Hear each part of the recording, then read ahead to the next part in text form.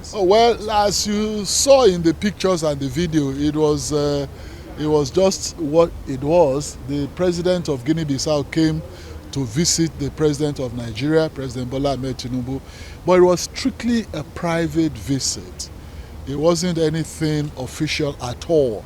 It was a private visit, and we had to be on hand to receive him. And our president, President Bola Ahmed Tinubu, received him very warmly. And the president of Guinea-Bissau himself exuded some enthusiasm and warmth, which is uncharacteristic, untypical of what we saw in the past. He was very forthcoming, he was very expressive.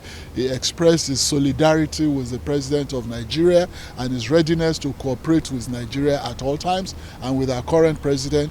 And he commended the laudable and policy initiatives of President Bola Ahmed Tinubu in the last 1 month.